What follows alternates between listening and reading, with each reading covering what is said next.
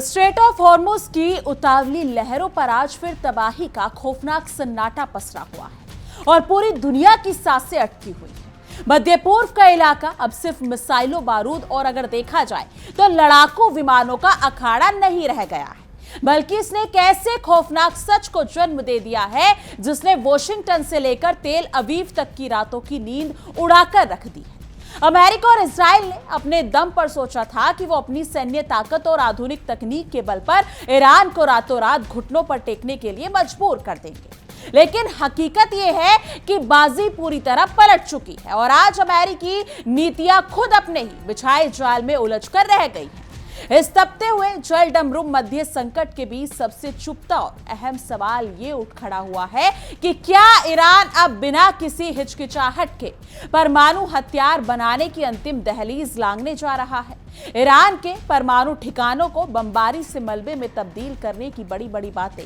करके अमेरिका ने दुनिया के सामने अपनी झूठी शेखी भले ही बगार ली हो, लेकिन हकीकत यह है कि शेर को घायल करके छोड़ देना कितनी भारी पड़ सकता है। इसका कड़वा एहसास अब वॉशिंगटन में अगर देखा जाए तो उनको होने लगा है, क्योंकि ईरान ने अमेरिकी और इजरायली हमलों में तबाह हुए अपने परमाणु प्रतिष्ठानों की जिस हैरान कर देने वाली गति से मरम्मत की है, उसने पश्चिमी खुफिया एजेंसियों के भी होश उड़ाकर रख दिए।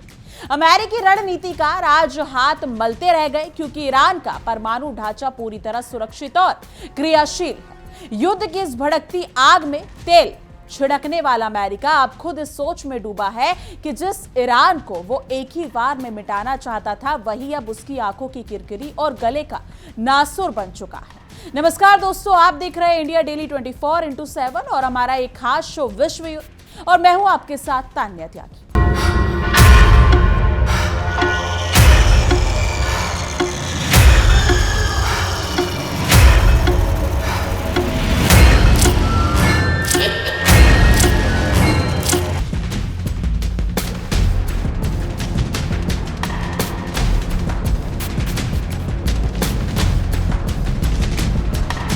दरअसल अमेरिका की साम्राज्यवादी नीतियों, दूसरों के संप्रभु मामलों में बेजा टांग अड़ाने की पुरानी फितरत और दुनिया पर अपनी दादागिरी थोपने की आदत ने आज पूरे विश्व को एक महाविनाश के मुहाने पर लाकर खड़ा कर दिया है। स्ट्रेट ऑफ हॉर्मुज, जो वैश्विक अर्थव्यवस्था की रीढ़ की हड्डी माना जाता है और जहां से दुनिया का एक चौथाई तेल गुजरता है, वहां आज ईरान की पकड़ लोहे की तरह मजबूत है। अमेरिकी नौसेना के खोखले दावों और खोखली धमकियों की धज्जियां उड़ाते हुए ईरान ने यह साबित कर दिया है कि उसके पास जब चाहे अंतर्राष्ट्रीय व्यापार की सांसें रोक देने की पूरी क्षमता है। वॉशिंगटन में बैठे हुक्मरान अपनी ताकत के नशे में इतने अंधे हो चुके हैं कि वो ये बुनियादी नियम ही भूल गए कि जब किसी स्वाभिमानी मुल्क को दीवार से सटा दिया जाता है तो उसके पास पलटवार करने के अलावा कोई रास्ता नहीं बचता। क्योंकि अमेरिका और उसकी कठपुतली बने इजराइल की जोड़ी जिस तरह से मध्य पूर्व में आक्रामकता दिखा रही थी, उसके चेहरे की उड़ी हुई हवाएं आज इस बात का साफ सबूत है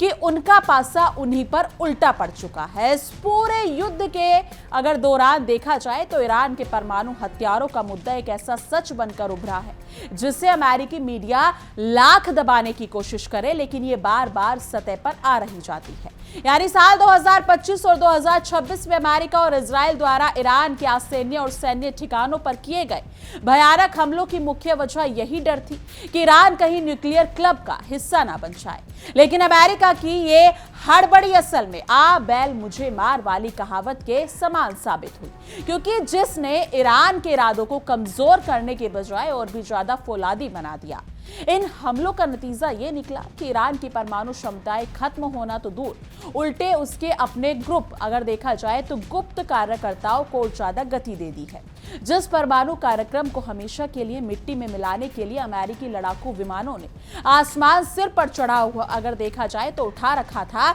आज उसी कार्यक्रम को लेकर अनिश्चितता और खौफ का धुआं पहले से कहीं ज्यादा गहरा हो गया है। क्योंकि अमेरिका ने सोचा था कि वो बल प्रयोग से एक राष्ट्र की संप्रभुता को रोंद देगा, लेकिन वो ये भूल गया कि बोया पेड़ बबूल का तो आम कहां से होए।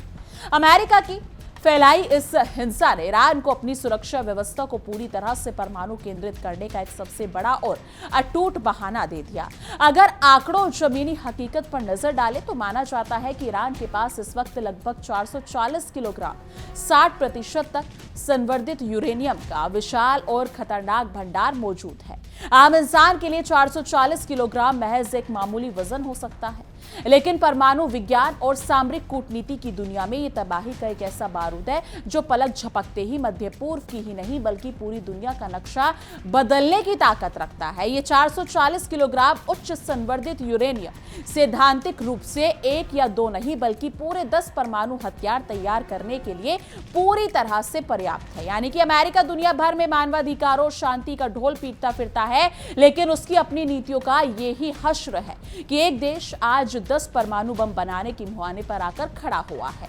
दुनिया इस सच से बखूबी वाकिफ है कि किसी भी साधारण और शांतिपूर्ण परमाणु ऊर्जा संयंत्र को चलाने के लिए महज 3 से 5% तक संवर्धित यूरेनियम की ही जरूरत पड़ती है। अगर कोई मुल्क बहुत बड़े स्तर पर चिकित्सा या वैज्ञानिक अनुसंधान का काम कर रहा हो तब भी उसे अधिकतम 20% से ज्यादा का संवर्धन की रत्ती भर भी जरूरत नहीं होती। ऐसे माहौल में ईरान का यूरेनियम को 60% के बेहद नाजुक और खतरनाक स्तर तक संवर्धित कर देना और लेना सीधे सीधे अमेरिकी आधिपत्य और उसकी पाबंदियों को ठेंगा दिखाने जैसा है, क्योंकि दुनिया भर के परमाणु विशेषज्ञ इस बात पर पूरी तरह एकमत हैं कि 60% संवर्धन का परमाणु बम बनाने की दिशा में आगे बढ़ने के अलावा दुनिया में कोई दूसरा व्यापारिक और शांतिपूर्ण मकसद हो ही नहीं सकता, क्योंकि ईरान का 60% तक संवर्धित यूरेनियम का ये जखीरा इस बात की साफ गवाही देता है कि उसने अपने सारे कूटनीतिक रास्ते बंद नहीं किए हैं, बल्कि वो समय देखकर बाजी खेलने की रणनीति पर काम कर रहा है। अमेरिकी आक्रामकता का माकूल जवाब देने के लिए ईरान ने अपनी रणनीति बहुत ही शांत और गहरे दिमाग से तैयार की है। हालांकि ये सच कि सिर्फ यूरेनियम को संवर्धित कर लेना अगर देखा जाए तो भर से रातों रात परमाणु बम तैयार नहीं हो जाता। इसके लिए बेहद जटिल डेटोनेटर, विशेष धातुओं को टालने के उपकरण और एक मजबूत तकनीकी ढांचे की आवश्यकता होती है, क्योंकि अमेरिका और इजराइल ने अपनी बमबारी में ईरान के कुछ सतही ढांचे को नुकसान जरूर पहुंचाया होगा, लेकिन वो ये भूल गए कि सूरज पर थूकने से थूक अपने ही चेहरे पर गिरता है।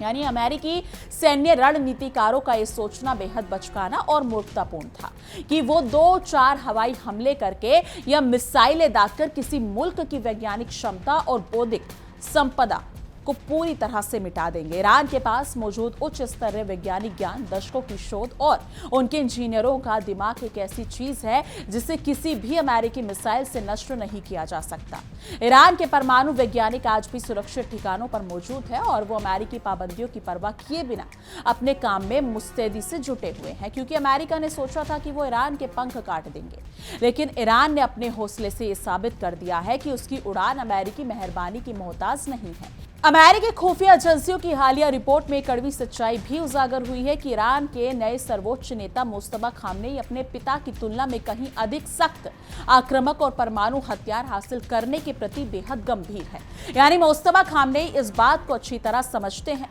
कि अमेरिका जैसी धोखेबाज महाशक्ति केवल ताकत की भाषा समझती है और उस पर भरोसा करना सांप को दूध पिलाने जैसा आत्मघाती कदम होगा। जब तक अमेरिका और इजराइल जमीन पर उतरकर कोई बहुत बड़ा सैन्य दुस्साहस, सत्ता परिवर्तन या लंबे समय तक कब्जे जैसी नापाक हरकत नहीं करते, तब तक ईरान को भविष्य में परमाणु हथियार विकसित करने से रोक पाना वॉशिंगटन के बस की बात नहीं रह गई। यानी परमाणु प्रतिरोध यानी न्यूक्लियर डिटरेंस के बुनियादी सिद्धांत को अगर समझा जाए तो कोई भी संप्रभु देश परमाणु हथियार किसी दूसरे पर हमला करके तबाही मचाने के लिए नहीं, बल्कि अमेरिका जैसे आक्रामक मुल्कों की गिद्ध दृष्टि से अपनी रक्षा के लिए बनाता है। इन हथियारों का असल मकसद उनका इस्तेमाल करना नहीं होता, बल्कि उनकी मौजूदगी का खौफ दिखाकर दुश्मन के कदम रोक देना होता है, क्योंकि अमेरिका की यह ऐतिहासिक फितरत रही है कि वो हमेशा केवल उनके मुल्कों पर चढ़ाई करता है जो लाचार, कमजोर और निहत्थे होते हैं। जो देश सैन्य रूप से पूरी तरह मजबूत और सक्षम है,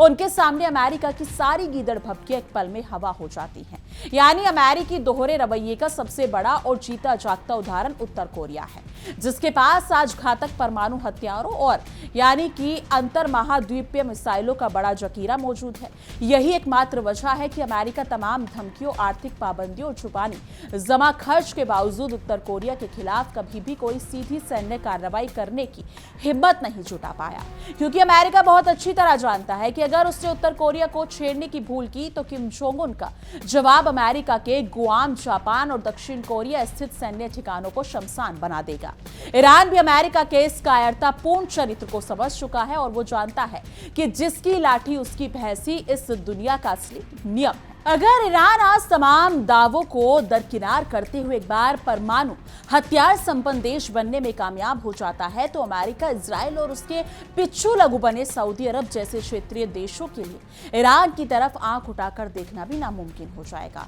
क्योंकि इजराइल जो बात बात पर पूरे क्षेत्र को तबाह करने और परमाणु हमलों की धमकियां देता रहता है, ईरान के न्यूक्लियर क्लब में शामिल होते ही उसकी सारी हैकड़ी पल भर में हिरन हो जाएगी, क्योंकि ईरान को इजराइल के किसी भी दुस्साहस का उसी की भाषा में जवाब देने की सीधी क्षमता हासिल हो जाएगी। इसके बाद अमेरिका को भी समझ आ जाएगा कि रस्सी जल गई पर ऐठन नहीं गई वाली नीति अब चलने वाली नहीं है। हालांकि इस पूरे पेचीदा मसले पर अंतर्राष्ट्रीय विश्लेषकों की राय दो हिस्सों में बटी हुई नजर आती है कि क्या इस हालिया युद्ध ने ईरान के लिए परमाणु बम बनाना अनिवार्य कर दिया या नहीं। एक पक्ष का बहुत ही ठोस तर्क है कि अगर ईरान के पास उत्तर कोरिया की तरह पहले से ही एक हाथ परमाणु हथियार होता तो अमेरिका और इजराइल की इतनी हिम्मत ही नहीं होती कि वो उसके संप्रभु इलाके में घुसकर बमबारी करते, क्योंकि अमेरिकी आक्रामकता और उसकी वादा खिलाफी ने ही ईरान के कट्टरपंथियों को यह सोचने पर मजबूर कर दिया कि परमाणु ढाल के बिना इन भेड़ियों की दुनिया में अपनी रक्षा करना पूरी तरह से नामुमकिन है।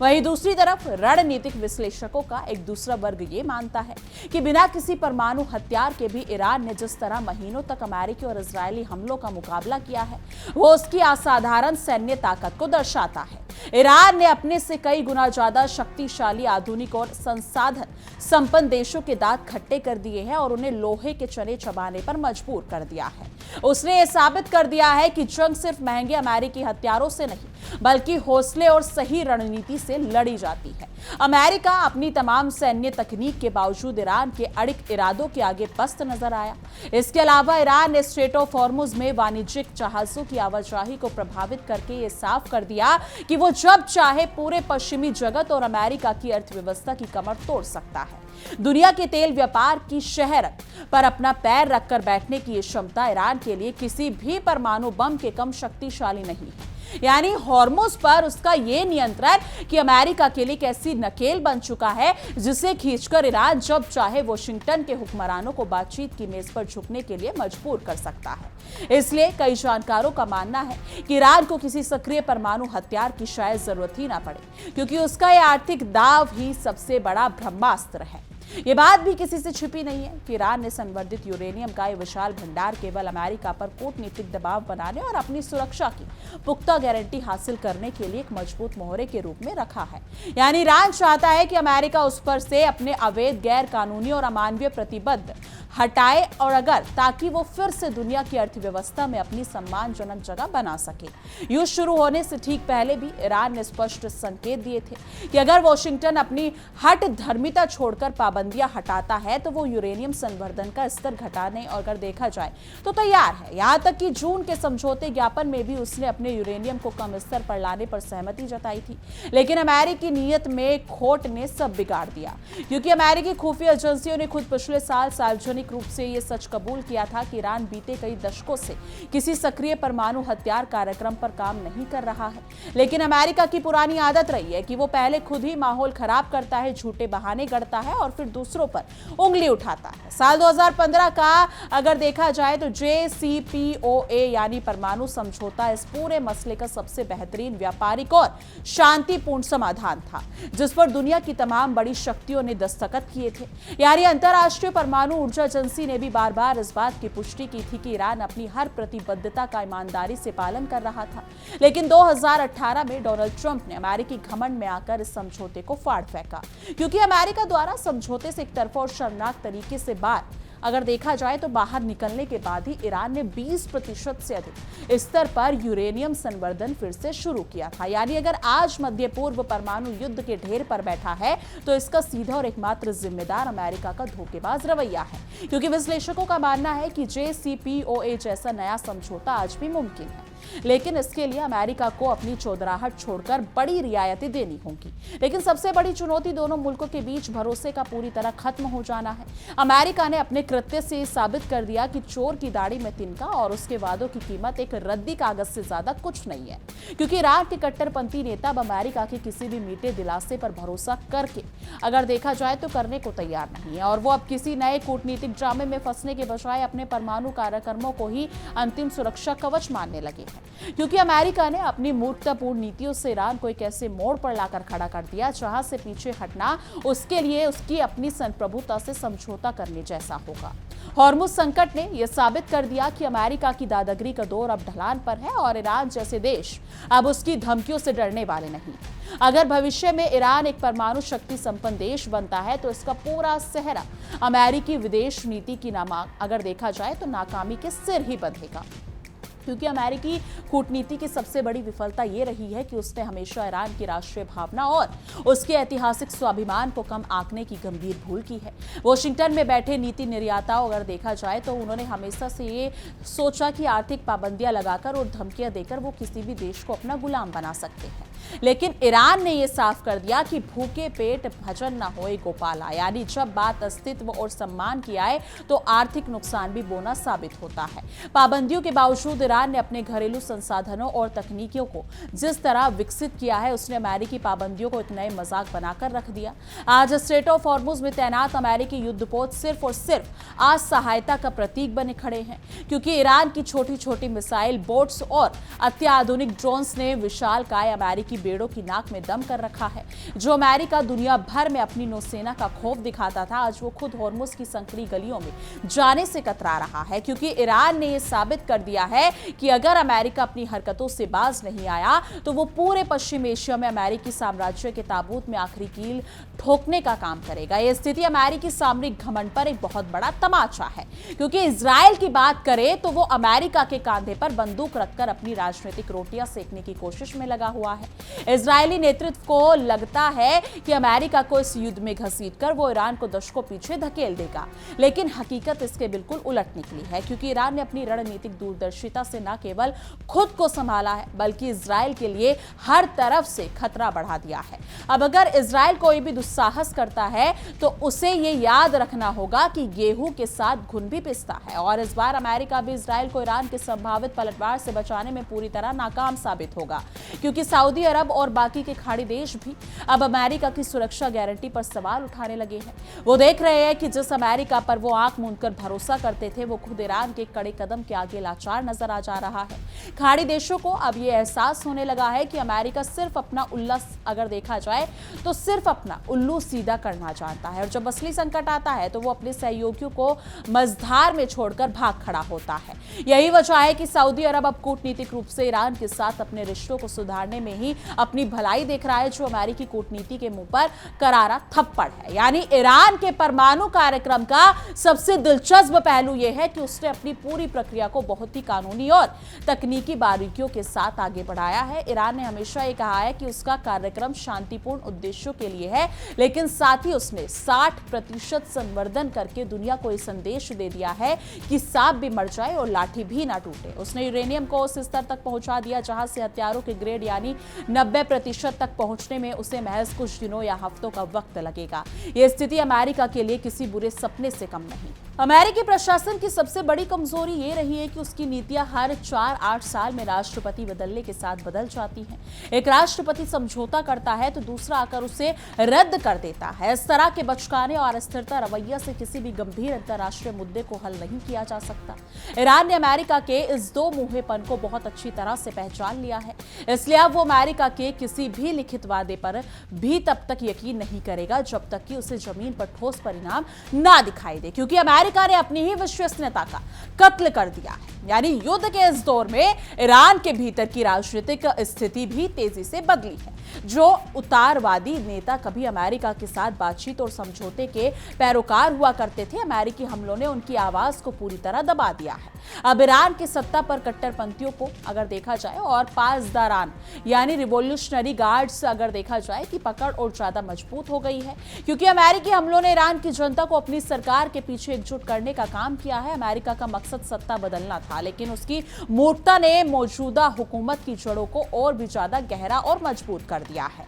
क्योंकि अमेरिकी मीडिया हमेशा ये प्रचार करने में जुटा रहता है कि ईरान एक पृथक थलग और अलग थलग पड़ा हुआ देश है, लेकिन हकीकत यह है कि रूस और चीन के साथ ईरान के मजबूत होते सामरिक और आर्थिक रिश्तों ने अमेरिकी घेराबंदी को पूरी तरह से नाकाम कर दिया। चीन जहां ईरान से लगातार तेल खरीदकर उसकी अर्थव्यवस्था को ऑक्सीजन दे रहा था, वहीं रूस के साथ ईरान का सैन्य सहयोग अमेरिका की रातों की नींद उड़ा रहा है। क्योंकि अमेरिका की एक तरफा दादागिरी ने ही इन शक्तियों को एक मंच पर लाकर खड़ा कर दिया है, जिसे अमेरिका अब संभाल नहीं पा रहा है। अगर हम स्ट्रेट ऑफ हॉर्मुज के सामरिक मध्यस्थ की बात करें तो ये केवल तेल के टैंकरों के गुजरने का रास्ता नहीं, बल्कि पश्चिमी देशों की आर्थिक खुशहाली की कुंजी है। यदि अगर देखा जाए ईरान यहां पूरी तरह से नाकाबंदी कर देता है तो अमेरिका और यूरोप में तेल की कीमतें आसमान छूने लगेंगी और वहां की जनता सड़कों पर आ जाएगी। क्योंकि अमेरिकी नेता चुनाव जीतने के लिए देश के भीतर महंगाई कम करने के वादे करते हैं, लेकिन उनकी विदेशी नीतियां महंगाई को भड़काने का काम कर रही है। यह अमेरिका की अपने ही पैर पर कुल्हाड़ी मारने वाली नीति का सबसे उत्तम नमूना है। क्योंकि ईरान के पास परमाणु हथियारों के निर्माण के लिए आवश्यक तकनीकी जानकारी पहले से ही मौजूद है। उसके वैज्ञानिकों ने वर्षों के कड़े परीक्षण और अमेरिकी खुफिया एजेंसियों के षड्यंत्रों के बावजूद अपने ज्ञान को समृद्ध किया है। क्योंकि अगर देखा जाए तो कई ईरानी वैज्ञानिकों की हत्याएं की गई, उनके प्रतिष्ठानों पर साइबर हमले किए गए, लेकिन ईरान के कदमों को रोका नहीं जा सकता। क्योंकि होनार बिरबान के होत चीख नेपाल की तर्ज पर ईरानी वैज्ञानिकों ने विपरीत से विपरीत परिस्थितियों में भी अपनी तकनीकी क्षमता को साबित किया है और अमेरिकी रुकावटों को ध्वस्त कर दिया है। वॉशिंगटन के गलियारों में आज ये बहस छिड़ी हुई है कि क्या ईरान पर फिर से बड़े पैमानों पर प्रतिबंध लगाए जाए या कोई नया सैन्य विकल्प चुना जाए। लेकिन अमेरिकी जनमानस खुद अब किसी नए और लंबे युद्ध में फंसने के सख्त खिलाफ है। वियतनाम, इराक और अफगानिस्तान के अगर देखा जाए तो उनके मुंह में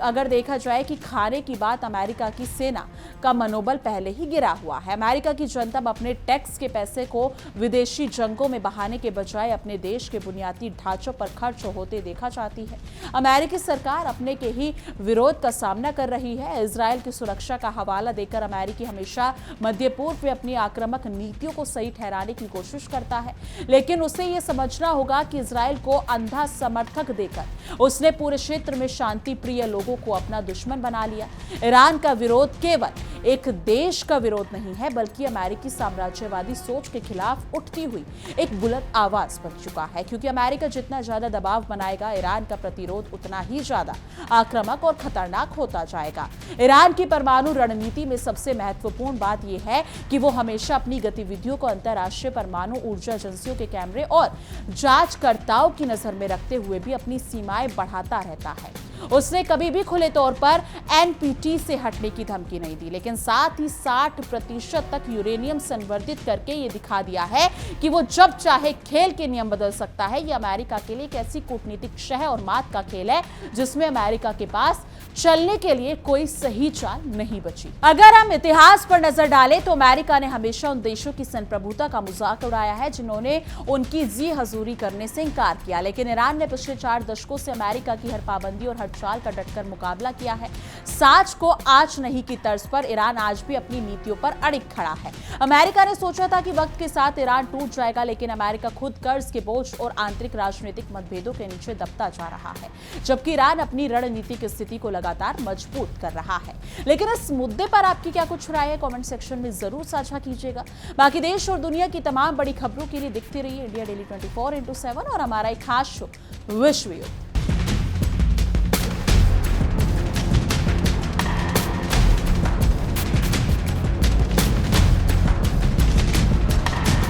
देखिए इंडिया डेली 24/7 अब आपके स्मार्ट टीवी पर। इंडिया डेली मौजूद है सभी डिजिटल प्लेटफॉर्म पर लाइव और लगातार। इंडिया डेली 24/7, हर दिन राष्ट्र को समर्पित।